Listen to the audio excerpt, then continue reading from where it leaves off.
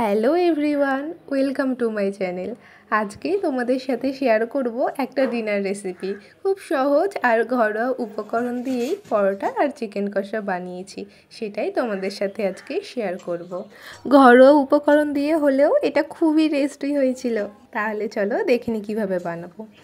তার জন্য কড়াইতে তেল গরম করে কয়েক টুকরো আলু দিয়ে দিয়েছি। এবার এতে পরিমাণ মতো লবণ, হলুদ দিয়ে 80% মতো ভেজে একটা প্লেটে তুলে নেব।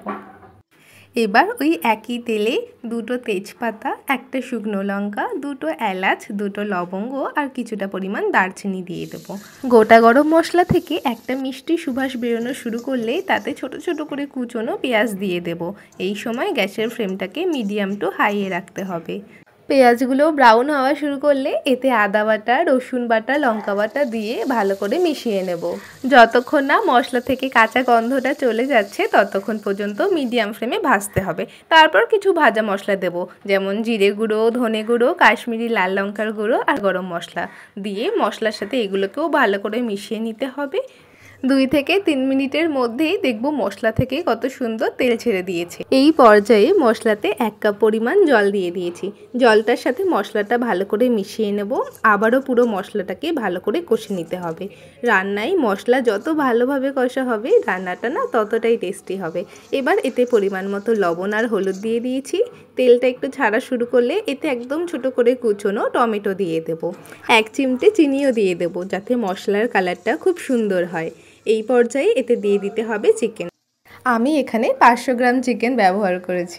তোমরা তোমাদের বাড়ির সদস্য সংখ্যার অনুপাতে চিকেনটা বাড়িয়ে নিও। আমরা 3 জন খাবো, তাই অল্প পরিমাণ করেছি। এরপর মশলার সাথে চিকেনটা ভালো করে মিশিয়ে নিতে হবে। টেস্টটা আরেকটু বাড়ানোর জন্য এতে ভাজা মশলা নিয়ে নিয়েছি। শুকনো খোলায় কিছুটা জিরে, ধনে আর শুকনো লঙ্কাকে গরম করে বেটে নিয়েছিলাম, ওটাই ভাজা মশলা। 20 মিনিট ধরে চিকেনটাকে মশলার সাথে কষে নেওয়ার পর তাতে ভেজে রাখা আলুগুলো দিয়ে দেব।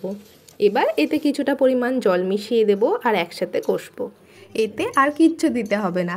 এবার 10 থেকে 15 মিনিট ভালো করে কষিয়ে নেব। তারপর 1 কাপ জল দিয়ে দেব। জল দেওয়ার পর হাই হিটে 5 থেকে 6 মিনিট এটাকে ফুটিয়ে নেব।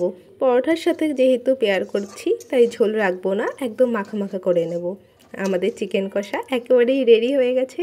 চলো একটা প্লেটে সার্ভ করে দেখাচ্ছি। এরপর পরোটা বানানোর জন্য একটা সমান জায়গায় কিছুটা ময়দা ছিটিয়ে নিয়েছি। তারপর ময়দার একটা ডো নিয়ে সেটাকে ত্রিকোণ করে বেলে নেব। ময়দার ডোটা কিভাবে প্রিপেয়ার করলাম সেটা তো দেখানো হয়নি। আসলে আমার চ্যানেলে এই রিলেটেড অনেকগুলো ভিডিও আছে, তাই আর দেখাইনি। একটা গামলায় কিছুটা ময়দা নিয়ে নিয়েছিলাম, তারপর 2 চামচ সাদা তেল আর সামান্য পরিমাণ নুন নিয়ে নিয়েছি।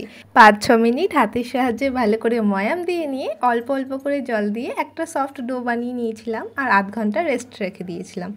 তারপর কিভাবে ময়দার ডোটাকে ত্রিকোণ শেপ দিয়েছি সেটা তো দেখতেই পেলে। এবার এটাকে প্যানের মধ্যে দিয়ে দেবো। পরোটার 2 পিঠ একটু ভেজে নিয়ে একদিকে একটু করে তেল দিয়ে দেবো আর উল্টে নিয়ে অপর পিঠেও হাফ চামচ তেল দিয়ে দেবো। তেল দেওয়ার পর পরোটা খুব সুন্দরভাবে ফুলে যাবে আর 2 পিঠ এরকম ব্রাউন কালার হয়ে আসতেই বুঝে যাব পরোটা আমাদের একেবারে তৈরি হয়ে গেছে। এবার এটাকে তুলে নেব। একইভাবে আরও একটা পরোটা প্যানের মধ্যে দিয়ে দিলাম। কোনোরূপ তেল ব্যবহার করব না। 2 পিঠ যখন একটু হালকা লাল হয়ে আসবে তখন ওপর থেকে হাফ চামচ তেল দিয়ে দেব আর পরোটার অপর পিঠেও সেই একইভাবে হাফ চামচ তেল দিয়ে দেব। যখন এরকম ব্রাউন কালার হয়ে আসবে নরম তুলতুলে পরোটা আমাদের তৈরি হয়ে যাবে। পরোটার সাথে চিকেন কষার এই রেসিপিটা যদি তোমাদের ভালো লেগে থাকে তাহলে লাইক কমেন্ট করতে ভুলো না। আর চ্যানেলে নতুন হলে অবশ্যই সাবস্ক্রাইব করে রেখো। দেখা হচ্ছে অন্য কোনো ভিডিওর সাথে। Thanks for watching.